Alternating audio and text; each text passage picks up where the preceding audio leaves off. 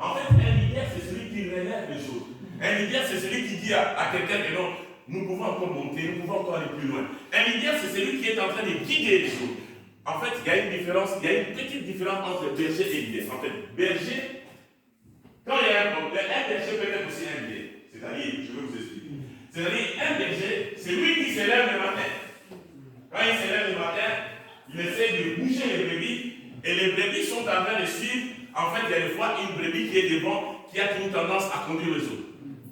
Mais les bergers, il y a des fois peut-être derrière. Mais si le berger peut vraiment arrêter le troupeau qui n'arrive pas à avancer selon ce qu'il veut, il va juste taper la brebis qui est devant, qui est leader. Dès que cette brebis s'arrête, les autres aussi vont s'arrêter. Vous savez, dans les familles, les seigneurs placent toujours des leaders. Même dans nos familles. Tu es le leader de ta famille. C'est-à-dire, c'est toi qui vas relever ta famille. C'est toi qui vas relever, en fait, ceux qui ne peuvent pas bouger. C'est-à-dire, si toi tu t'arrêtes, il y a une génération derrière toi qui s'arrête, il y a toute la famille qui s'arrête. C'est-à-dire, les leaders doivent non pas seulement penser à eux-mêmes, mais doivent penser aux autres. Amen. Amen. Ne sois pas égoïste en tant que leader. Donc, est-ce que tu me comprends? Amen. Les leaders donnent l'exemple. Les leaders, c'est celui qui apporte les témoignages. Les leaders, c'est celui qui apporte la puissance. C'est pour cette raison que Moïse savait que non, il était leader. Il ne pouvait pas jouer avec ce que le Seigneur, la responsabilité que Dieu lui avait donnée. Parce qu'il savait que non, cette responsabilité était toute sa vie. Si toi, en tant que leader de ta famille, tu ne te lèves pas, il n'y a personne qui ne se lève pas pour ta famille. Et c'est pour ça que moi, tu avais dit, si tu crois, tu seras sauvé, toi et toute ta famille. D'abord, toi, si toi-même, en tant que leader, tu n'es pas sauvé, tu ne peux pas sauver les autres. Moïse a compris la réalité de ce qu'il devait faire. Et quand le peuple était en bas, lui, il était en haut. Je vais vous donner encore un autre exemple. Vous savez, si tu es au-dessus de la montagne, ta vie ne restera pas en bas. Ta vie sera toujours au sommet. Ta destinée sera au sommet. Ton mariage sera au sommet. Ta famille sera au sommet. Regarde, l'arche de Noé pouvait s'arrêter en bas, mais l'arche de Noé est allée s'arrêter au mont Ararat. Hein? C'est là où l'arche de Noé s'était. En fait, Dieu fait en sorte que ta vie ne puisse pas ressembler à la vie de ceux qui ne connaissent pas Dieu. C'est ça en fait la différence. La différence sera la montagne. La différence sera le sommet. La différence sera la gloire. La différence sera la bénédiction. Et il y a des gens qui se sont mariés. Mais le jour de ton mariage, il y aura une différence. Une différence. Je dis, mais il y aura une différence. Pourquoi? Parce que le Seigneur sait que donc tu demeures sur la montagne. C'est pour cette raison, vous savez, l'arche de Noé ne pouvait pas s'arrêter sur la terre ferme, mais au-dessus d'une montagne. Et c'est pour ça que Dieu dit, vos vies sont comme plantées au-dessus d'une montagne pour être contemplées. Mais si ta vie n'est pas contemplée, si ta vie ne donne pas le goût aux autres de venir dans le Seigneur, c'est que quelque part tu dois revoir tes tirs. Tu dois rectifier tes tirs. C'est-à-dire qu'il y a un problème qui va. Si dans ta maison, il y a des vents que tu ne peux pas calmer, c'est qu'il y a un problème. Si tes enfants commencent à te dépasser, c'est qu'il y a un problème. C'est-à-dire, il y a certains problèmes, mais ne se résout pas sur la terre. Mais à la montagne. C'est à la montagne. C'est à nous, parents, c'est à toi, maman, c'est à toi, papa, d'aller à la montagne pour dire à Dieu, Seigneur, cet enfant, je n'arrive pas à le comprendre, donc je sais qu'il y a quelque chose qui ne va pas. Seigneur, qu'est-ce que je dois faire? C'est-à-dire que non, Dieu arrivera toujours. Bourrer des enfants des cadeaux, c'est bien. Mais leur donner la capacité un jour dans la vie d'être des gens, c'est autre chose. Amen. Ça demande la montagne. Amen. Amen. Ça demande la montagne. Et c'est pour cette raison, j'étais en train de dire, il y a beaucoup de secrets dans la montagne. Beaucoup de secrets. Il y a des choses qui se passent à côté de nous, alors que non, nous avons la capacité de pouvoir les gérer. Mais tu ne peux pas les gérer par l'intelligence ou par la chair, mais tu peux les gérer par l'esprit. Si Si tu les gères par l'esprit, tu vas comprendre. Ah, Seigneur, ce qui se passe ici, j'ai compris. Pourquoi est-ce que tu as permis qu'il y ait beaucoup de problèmes? Mais en réalité, tu voulais faire ça, tu voulais faire ça, tu voulais faire ça dans ma vie. Seigneur, j'ai compris. Pourquoi est-ce que tu as permis toutes ces choses? C'est maintenant que tu vas comprendre. Mais la vision est progressive. C'est-à-dire, Dieu peut te montrer certaines choses. Juste une fenêtre. Il ouvre une fenêtre. Mais pourquoi est-ce que tu ne te maries pas alors que tu es une belle femme? Alors, ok. Est-ce que je peux parler? C'est-à-dire, c'est qu'il y a quelque chose qui est en train, que tu n'as pas encore maîtrisé. Comme tu n'as pas encore maîtrisé, il est difficile que Dieu puisse te donner un homme ou Dieu puisse te donner une femme. Amen. Merci. Tu dois maîtriser certaines choses. Il y a certaines choses au niveau de la montagne que tu n'as pas encore saisi. C'est pour cette raison, je vais vous dire une chose. Vous savez, est-ce que je peux le dire? Oh. C'est vraiment. Je voulais en fait venir à Néron. Moi, j'avais d'autres pensées. Mais Dieu m'a dit non, stop. Et Dieu, quand Dieu m'a dit stop, Dieu savait pourquoi il m'avait dit stop. Dieu a dit non, tu vas te marier, tu vas faire ceci. Et après, moi, je ferai le reste. Et j'avais compris. Parce que s'il m'avait laissé, moi, j'avais une autre pensée. J'avais une autre idée. Mais gloire soit rendue à Dieu. Mais comme je suis dans la présence de Dieu, dans la montagne de Dieu, j'ai obéi à tout ce qu'il m'a dit. Et j'ai compris ses secrets. C'était dur. C'était compliqué. Au lieu de voyager, de se marier, de faire ceci, de faire cela. Mais comme c'était les secrets de Dieu, papa fidèle, je suis où maintenant? Je suis sans papier? Non. Amen. Alléluia. Papa, je suis où? Amen. Est-ce que je suis sans papier? Non. Mais Dieu, dans son secret, il savait comment est-ce que le papier devait arriver. Il dit que non, mon serviteur ne va pas souffrir. Et je n'ai pas souffert. Amen. Les secrets. Parce que j'étais dans les secrets de Dieu, dans la montagne. J'ai saisi ce que Dieu m'avait dit. J'ai saisi, papa fidèle, les tablettes de Dieu. J'ai essayé de lire ce que Dieu m'a donné à la montagne. J'ai essayé de comprendre ce que le Seigneur a fait. Avant que je puisse me marier, je vivais avec mes deux petits frères, mes cousins. Je vivais avec mes deux petits frères. Je leur ai dit, vous allez d'abord partir. Je dois prier que vous puissiez voyager avant moi. Et moi, je vais continuer. Et c'est ce qui s'est réalisé. Maman, c'est le secret de la montagne. Ils sont venus avant moi. Mais moi, je suis arrivé à peine. Mais je suis passé à une vitesse extraordinaire. Le problème, ce n'est pas d'arriver. Le problème, c'est de maintenir et de rester dans la montagne. Le problème, ce n'est pas d'arriver au temple. Le problème, c'est de rester dans la montagne. Si tu restes dans la montagne, il y a des fois, tu peux prendre la vitesse des gens qui sont arrivés à battre en moi. Amen. Est-ce que je parle à quelqu'un? Amen. Maman, je suis en train de dire ceci. C'est parce que tu restes à la montagne. Et tu verras que non, beaucoup de choses, même dans ta maison, c'est avec une vitesse que tu peux jamais comprendre. Les gens ne vont même pas te comprendre. La vitesse là ne dépendra pas de toi, dépendra de ces dieux-là que tu pries chaque jour. Amen. Et c'est pour ça qu'on allait voir que non. Qu'est-ce que Noé avait fait? Qu'est-ce que Noé avait fait pour que la montagne puisse aller s'arrêter là? Ce que Noé a fait, Noé a juste craint Dieu. Il a craint Dieu, il a marché avec Dieu. Dieu l'a amené dans les hauteurs. Je prie ce matin que Dieu ramène quelqu'un dans les hauteurs. Si tu étais vraiment en bas et que les choses ne marchaient pas, mais je prie que Dieu puisse te ramener dans les hauteurs. C'est là où Dieu t'attend.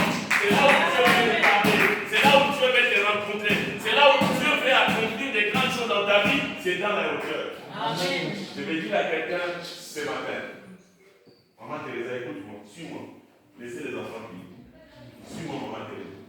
Tu sais, il y a des fois dans la vie, tu peux penser que non, ma vie est déjà finie. Je suis arrivé au bout. Je ne vois pas comment est-ce que les choses vont se passer. Tu peux commencer à te dire dans la tête que non, les gens ne me disent même plus je t'aime. je ne sais pas comment est-ce que je veux évoluer dans ma vie. Mais quand tu commences à dire toutes ces choses-là, est-ce que c'est le Seigneur qui t'a dit de te les dire, ou c'est toi-même par tes idées, ou par ce que tu es en train de dire, ou par tes pensées, que tu es en train de dire que moi c'est fini, moi je trouve que non, je ne trouve même pas parmi les blancs, les noirs n'en parlons même. Ce sont des escrocs, ce sont des numéros. Mais pour ne pas trouver les numéros et les escrocs, reste à la montagne, Dieu te donnera le visage. Amen. Bien aimé, il y a encore quelque chose pour toi dans les dépôts de Dieu. Je vais dire à quelqu'un, il y a encore quelque chose pour toi dans les dépôts de Dieu. Il y a encore quelque chose. Vous savez, quand tu commences vraiment à monter, c'est là où tu te dis, c'est là où les Isaac vont commencer à te poser la question. Papa, nous montons, nous allons là-bas. Nous avons mis le bois. Nous avons mis le feu. Où est la vie? Où est le feu? Papa, nous avons mis le bois. Hein? Le feu, oui. Mais l'Holocauste, les gens qui vont dans la montagne, ils n'ont pas besoin de s'inquiéter du sacrifice. Parce que d'abord, écoutez-moi très bien, d'abord toi-même tu es sacrifice. C'est-à-dire, si tu arrives à monter, à arriver jusqu'à là au bout, c'est là où Dieu pourvoit toujours. Amen. C'est là où tu peux pourvoir toujours. Je vais conseiller quelqu'un ce matin, ne t'arrête pas sur le chemin de la montagne. Continue parce que ton miracle, tu le vivras quand tu seras là-bas sur la montagne. C'est là où tu verras que non, tu as un Dieu qui pourvoit. Amen. C'est là où tu verras que non, il y a un Dieu qui pourvoit, il y a un Dieu qui bénit, il y a un Dieu qui se révèle, il y a un Dieu qui manifeste la gloire de Dieu, il y a un Dieu qui manifeste la puissance de Dieu. Je peux peut-être demander qui par ses soucis peut prolonger ça. Personne. Personne. Bien aimé, quel que soit le problème que Dieu est en train de traverser ce matin, je me tiens en tant que serviteur de sur cette parole pour te dire, continue. Continue à répéter. Abraham n'avait pas vu l'agneau, mais Abraham a fait quoi? Il a continué. Bien aimé, un leader, ce n'est pas celui qui s'arrête sur le chemin. Même si c'est dur, maman, fille, tu dois continuer à gagner. La vie ne sera pas facile chaque jour. Mais si nous continuons à grimper, c'est là où la vision sera claire. C'est là où le Seigneur nous donnera tout ce qui est nécessaire pour la vie. C'est là où le Seigneur nous touchera. C'est là où le Seigneur nous bénira. C'est là où le Seigneur sera. Quand on dit que non, on parle de béatitude. On parle toujours de la montagne. Disait Matthieu 5. Hein? Donc, quand tu veux vraiment voir la lumière, tu dois monter plus haut. Attends, écoutez ceci. Le secret de la montagne, quand tu veux voir tout petit, il faut monter plus haut. Plus tu montes en altitude, plus ton attitude change. Plus ta façon de voir les choses change. Plus ta façon de voir le monde change. Mais tant que tu es sûr, tu es en bas. Regarde, quand tu es dans l'avion, tu vois que non, tout devient petit. C'est parce que tu es dans l'altitude. Bien aimé, je conseille à quelqu'un, toi tu ne vois que les impossibles, tu ne vois que non, ça ne va pas, tu ne vois que non, ton compte est 0,0. Écoutez-moi très bien, tu vois que non. Ok, je vais dire ça. Tu vois que non, ton compte est 0,0. Tu vois que non, tu ne sais pas comment avancer, tu ne vois pas comment bouger, tu ne vois pas comment faire ça. Mais quand tu montes plus haut, en altitude, tu commences à voir ce problème-là petit. Demandez ce petit. Il fallait que Abraham puisse arriver jusque là, au bout. Et quand il a pris l'enfant, quand il a voulu juste mettre le couteau, Dieu a dit, ah Abraham, maintenant je comprends que tu m'aimes. Vous savez pourquoi? Parce qu'il y a des fois, quand tu dis, Dieu, je t'aime. Seigneur, quand tu es mon amour, tu es l'amour de ma vie. C'est vraiment sans toi. Je ne sais rien faire. Le jour où il y aura le vent, c'est le jour où tu sauras si tu aimes Dieu ou si tu l'aimes. Alléluia. Pourquoi je t'ai épousé? Vraiment, si je t'ai épousé, pourquoi? Aujourd'hui, tu dis pourquoi c'est vrai? Quand il y a le vent, c'est là où tu sauras si tu aimes Dieu ou pas.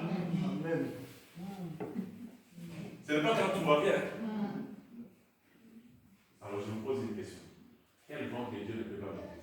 Pose la question à la personne qui est là. Quel vent que tu n'arrives pas à maîtriser? Il y a des fois, Dieu nous attendra jusqu'au bout. Dieu attendra que nous puissions arriver jusqu'au bout. Donc tu ne sais pas aller à gauche ou aller à droite. Tu ne sais pas aller devant ou tu ne sais pas tourner, tu ne sais pas contourner. C'est là où Dieu t'attend. Mais quand toutes ces choses arrivent, ce que nous devons faire, c'est rester dans la montagne.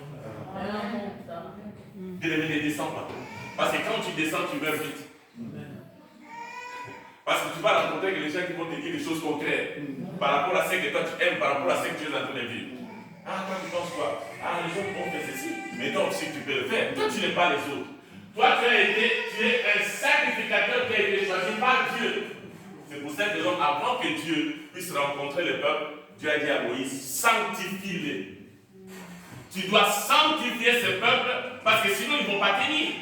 Les gens qui vont aller jusqu'à la montagne doivent tenir parce qu'ils doivent être des gens sanctifiés par Dieu. C'est alors qu'ils pourraient aussi sanctifier les autres.